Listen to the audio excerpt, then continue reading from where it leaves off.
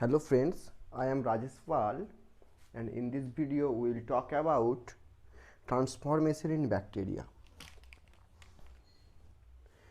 তো আমরা আগে আলোচনা করেছি কনজুগেশন এবং ট্রান্সডাকশন সম্বন্ধে এবং এই ভিডিওতে আমরা আলোচনা করব ট্রান্সফরমেশন সম্বন্ধে। তো ট্রান্সফরমেশন কি? Transformation is the process by which DNA can transfer or transfer of DNA from donor DNA, a donor bacteria to the recipient bacteria from the surrounding environment or the surrounding medium without any help of bacteriophage and without any kind of attachment. তো transformation হলো একটা process যেখানে transfer of DNA transfer হয় donor bacteria থেকে recipient ব্যাকটেরিয়ার মধ্যে from the surrounding environment, একটা পার্শ্ববর্তী এলাকা অথবা পার্শ্ববর্তী মিডিয়াম যেখানে কোনো ব্যাকটেরিওফাজের সাহায্য ছাড়া এবং কোনো কাইন্ড অফ অ্যাটাচমেন্ট সংস্পর্শ ছাড়াই ট্রান্সফার হবে ডিএনএটা একটা ব্যাকটেরিয়া থেকে আরেকটা ব্যাকটেরিয়ার মধ্যে।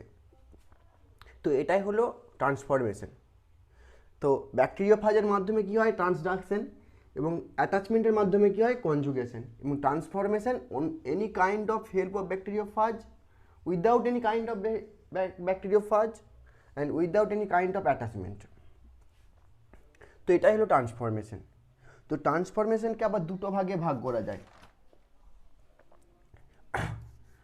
তো ট্রান্সফরমেশনকে আবার দুটো ভাগে ভাগ করা যায়, সেটা হলো কি দেখে নেওয়া যাক।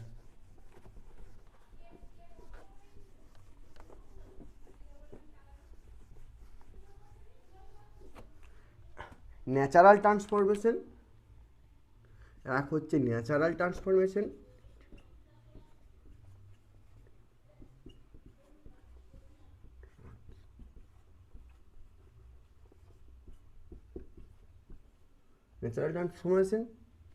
আর দুই হচ্ছে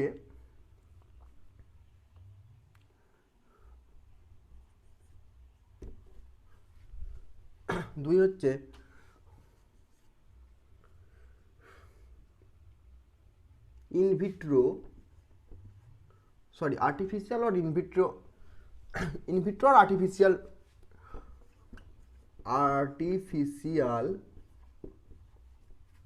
ট্রান্সফরমেশন।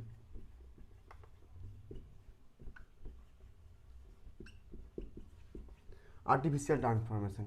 তো ন্যাচারাল ট্রান্সফরমেশনের ক্ষেত্রে কি হয়, ধরো দুটো ব্যাকটেরিয়া রয়েছে, দুটো ব্যাকটেরিয়া তার মধ্যে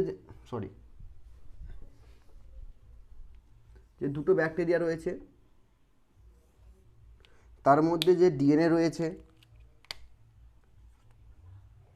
সেই ডিএনএ একটা ব্যাকটেরিয়া লাইস হয়ে যাওয়ার পর বা লাইসিস হয়ে যাওয়ার পর তার যে ডিএনএটা বেরিয়ে গেল,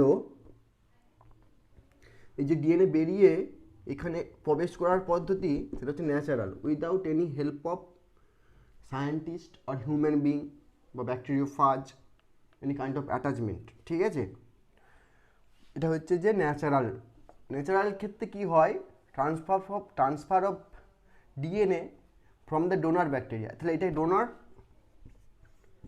ডোনার, এটা রেসিপিয়েন্ট অথবা কম্পিটেন্ট। এটা কি বলে যে কম্পিটেন্ট ব্যাকটেরিয়া কোনটা, which have the ability to take the DNA of donor bacteria. এটা হচ্ছে ডোনার বা এটা রেসিপিয়েন্ট।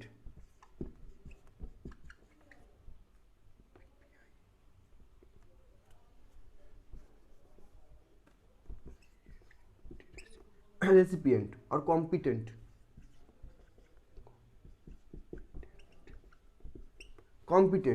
ঠিক আছে,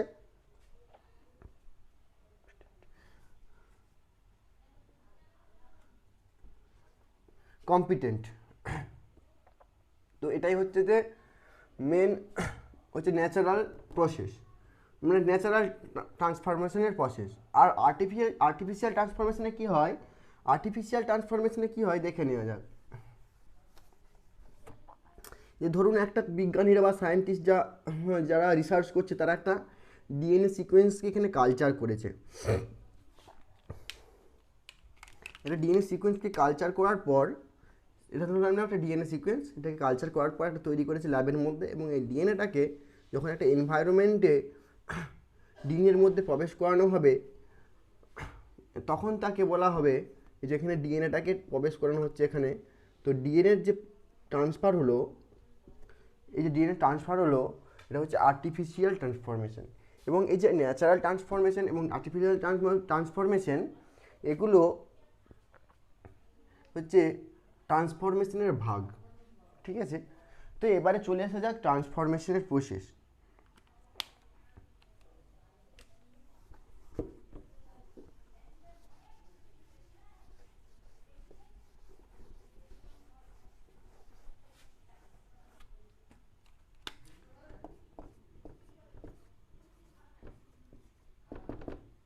প্রসেস, তো প্রসেসে কি হয়, দুটো ব্যাকটেরিয়া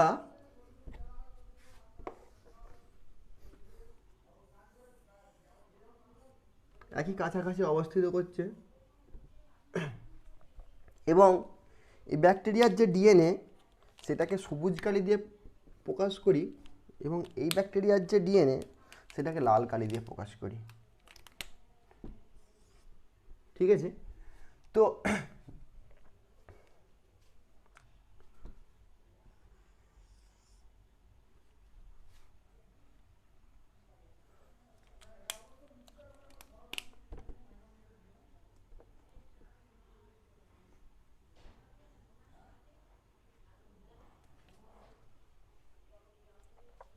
তো যখন এই ব্যাকটেরিয়াটা লাইসিস হবে,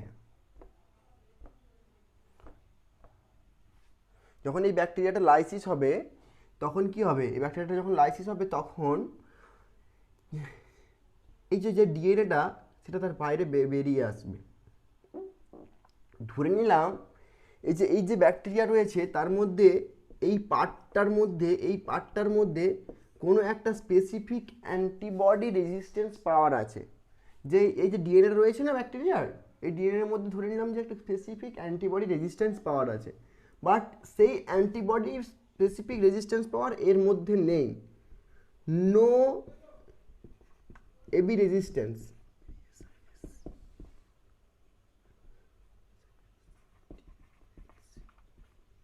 রেজিস্ট্যান্স, আর এটার মধ্যে অ্যান্টিবডি রেজিস্ট্যান্স পাওয়ার আছে। তো তখন কি হবে, তখন সেকেন্ড স্টেপে চলে আসা যাক। তখন এর যে ডিএনএ ছিল, পুরো ডিএনএটা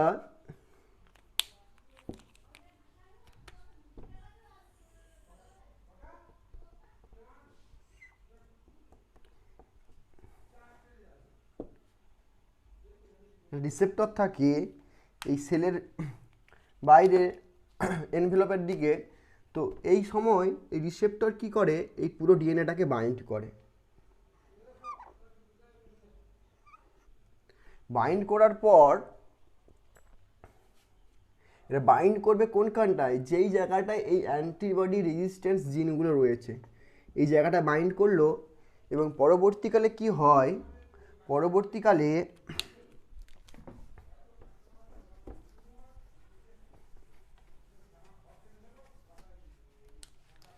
একটা হচ্ছে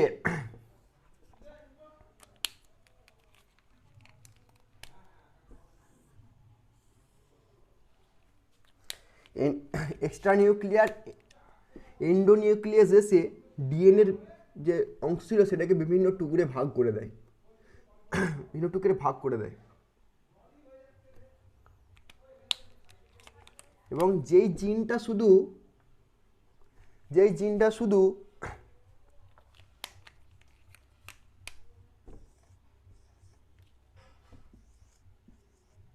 অ্যান্টিবডিজ রেজিস্ট্যান্স পাওয়ার রয়েছে, সেই জিনটা শুধু এই রিসেপ্টরের সঙ্গে বাইন্ড অবস্থায় থাকবে। এবং বাইন্ড অবস্থায় থাকাকালীন তারপরে কি হবে,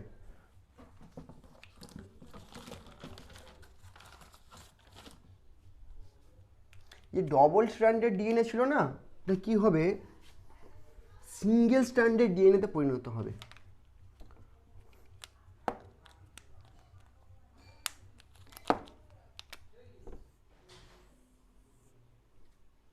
এটা তখন কিসে হবে, সিঙ্গেল স্ট্র্যান্ডেড ডিএনএতে পরিণত হবে। ডবল স্ট্র্যান্ডেড ডিএনএ ছিল, এখানে সিঙ্গেল স্ট্র্যান্ডেড পরিণত হয়েছে এবং যে জেনেটিক ম্যাটেরিয়াল সেটা এখানে রয়েছে ব্যাকটেরিয়ার।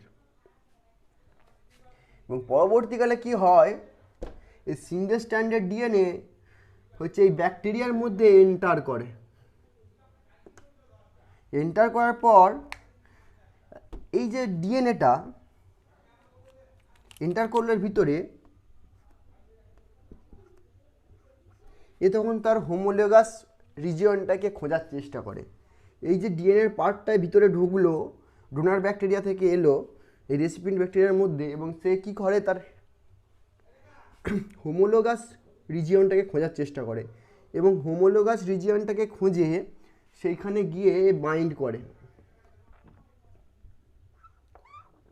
কিসের মাধ্যমে বাইন্ড করে, হোমোলোগাস রিকম্বিনেশনের পদ্ধতিতে। তো রিকম্বিনেশন আমরা যখন আলোচনা করব তখন এটা ডিটেলস আলোচনা করব যে হোমোলোগাস রিকম্বিনেশন কী স্টেপ এবং কীভাবে হয়। তো এখন জেনে নাও শুধু যে এখানে বাইন্ড করলো যে ডোনার ব্যাকটেরিয়ার ডিএনএটা রেসিপিয়েন্ট ব্যাকটেরিয়ার মধ্যে, সেটা কিসের মাধ্যমে, হোমোলোগাস রিকম্বিনেশনের মাধ্যমে বাইন্ড করলো। তখন যে এই ব্যাকটেরিয়াটা কী ছিল, অ্যান্টিবডি রেজিস্ট্যান্স পাওয়ার ছিল না, তাহলে এখন এই ব্যাকটেরিয়াটা কিসে পরিণত হলো, অ্যান্টিবডি রেজিস্ট্যান্স পাওয়ার রয়ে গেল, অ্যান্টিবডি রেজিস্ট্যান্স পাওয়ার রয়ে গেল।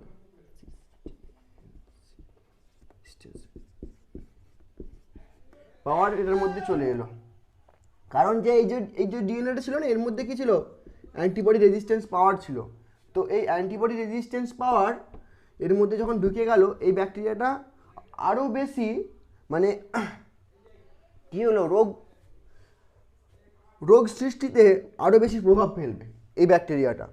এইভাবে এইভাবে হয় ন্যাচারাল ট্রান্সফরমেশন প্রসেস।